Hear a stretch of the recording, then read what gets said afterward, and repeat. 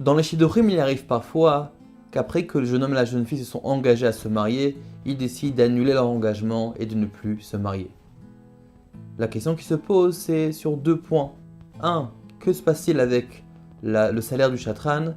Et deuxièmement, par rapport à Mechila, comment se séparer correctement?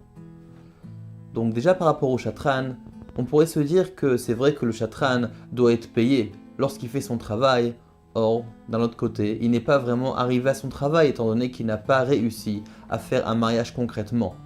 On pourrait se dire d'un autre côté que c'est vrai que le mariage n'a pas eu lieu, mais le chatran a fait au mieux, il a fait le maximum de ce qu'il pouvait.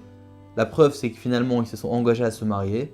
Et ensuite, c'est peut-être finalement pas de sa faute que le mariage s'est arrêté. Finalement, peut-être qu'il devrait recevoir son salaire. Selon la halakha à la base, c'est vrai qu'un chatran doit recevoir son salaire lorsque son travail a abouti. Dans notre cas, il est possible que ce soit considéré que le travail a réellement abouti, étant donné qu'ils se sont engagés concrètement à se marier. Rocher Mishpat, dans la fin de Seman Kouf Pehei, le Ramon nous dit qu'il va falloir qu'on vérifie quelle est la coutume dans cet endroit par rapport à la paye du chatran, quand le payer.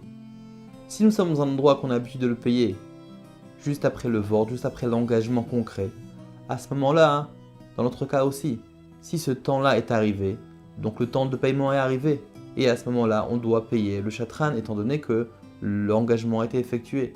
Par contre, si nous nous trouvons dans un endroit où on a l'habitude de payer après le mariage, à ce moment-là, étant donné que le mariage n'est pas venu, on ne doit pas payer au chatran. À moins, si parallèlement à ça, nous avons un mina qui dit que lorsque un mariage n'est pas abouti, le chatran ne doit pas être payé. À ce moment-là, on pourra se fier à ce minag aussi. Il y a aussi des cas de mekar taout, des cas un peu extrêmes où le jeune homme ou la jeune fille ont caché des choses, de manière à ce que si jamais le khatan ou la kala aurait su ça à l'avance, n'aurait jamais fait le shidur, des cas graves, à ce moment-là ça s'appelle mekar taout, et souvent on n'aura pas besoin de payer le chatran du tout.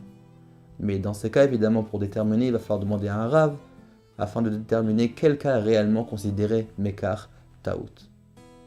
Un deuxième point est celui de la mechila, le pardon, c'est-à-dire le fait de respecter autrui. Et lorsqu'on parle de respecter, nous savons tous l'importance de respecter le kavod et la vat Israël qu'on doit avoir, et à plus forte raison lorsqu'on est des shidduchim, lorsque c'est vraiment quelque chose qui est beaucoup plus sensible, qu'on doit montrer beaucoup plus de respect envers l'autre. Lorsque un shiddur brise, souvent nous nous retrouvons dans des situations où on a beaucoup de manque de respect l'un envers l'autre. Mais en réalité, ce manque de respect vient souvent pour protéger le respect de la famille ou autre. Mais le rabbi nous dit qu'il n'y a aucune différence finalement, qui a tort et qui a raison. Dans les deux cas, on doit faire au maximum pour se séparer le plus proprement possible, c'est-à-dire avec moins d'histoire possible, avec tout le respect l'un envers l'autre. Et c'est pourquoi que lorsqu'on se sépare, s'il y a une crainte quelconque qu'on a pu blesser une autre personne, et dans les shidduchim, c'est pratiquement toujours le cas, étant donné que si on s'engage pour se marier et après on annule, il y a aussi la honte qui vient avec. C'est pour cela qu'on doit demander mechila, on doit demander pardon.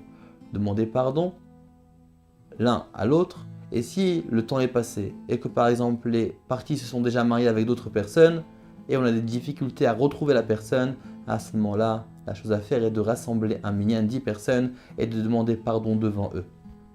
Ce point est tellement important que nous retrouvons souvent dans les lettres du rabbi cette demande de s'interroger. Si on a peut-être froissé une personne, on a peut-être manqué de respect envers une personne qu'on se serait engagé de se marier avec elle. On voit ça souvent lorsque les gens demandaient au rabbi une bracha pour avoir des enfants, ou pour se marier, ou pour la santé des enfants. Le rabbi demandait de vérifier si peut-être on a causé de la peine, de la honte, un manque de respect envers la personne avec qui on s'est engagé et qu'on n'a pas demandé mechila. D'où l'importance de demander mechila.